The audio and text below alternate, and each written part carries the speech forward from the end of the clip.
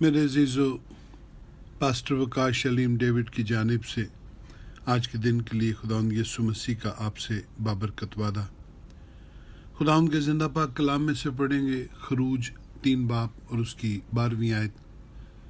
कलाम खुदा में लिखा है, मैं ज़रूर तेरे साथ रहूँगा, आमीन। ऐसी तसल्ली एक इंसान दूसरे को उस वक्त देता है जब एक बंदा दूसरे की बात का भरोसा न कर रहा हो। इस हवाला में ये मूसा है जो खुदा के वादा का भरोसा नहीं कर रहा, और खुदा भी उसको बिल्कुल इंसानों की मानिद यकीन दिला रहा है कि नहीं ऐसी कोई बात नहीं, मैं ज़रूर तेरे साथ रहूँगा। हालात ये हैं कि बनी इसराइल मिस्र की ग़ुलामी के सबब से बिल्कुल मायूस हो गए हैं और ग़ुलामी के दुखों के सबब से कराहते हैं। ऐसे में खुदा उन्हें रिहाई देने के लिए ज़मीन पर उतरा और उसने मूसा को चुना कि वो बनी इसराइल का लीडर हो, ताकि उन्हें मुल्क मिस्र से निकाल कर वादा की सरजमीन में पहुंचाए।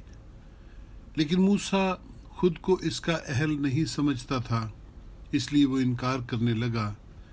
लेकिन खुदा ने उसे गहरी तसल्ली दी और फरमाया, मेरे बेटे फिक्र न कर, मैं ज़रूर तेरे साथ रहूँगा।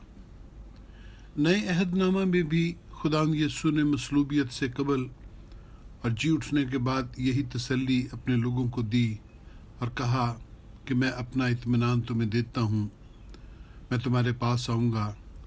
और फिर उसने कहा कि मैं दुनिया के आखिर तक तुम्हारे साथ हूँ। मेरे अजीज़ो, आपका खुदावंद कल, आज और अब तक यकसा है। जैसे वो मूसा और यीशु के साथ था, वैसे ही वो अपने शागिर्दों और इस वक्त के ईमानदारों के साथ है, चाहे वो ईमानदार आग की भट्टी में हो या शेरों की मांद में, वो हमेशा आपके साथ होता है। आज आप किसी भी वजह से परेशान या फिक्रमंद हो सकते हैं, लेकिन खुदावंद का आपसे वादा है कि मैं ज़रूर तेरे साथ रहूँगा। दुआ कीजिए और भरोसा रखें, वो आपके साथ है। आमीन सुम्मा आमीन। खुदावंद आपको बरकत बख्शे।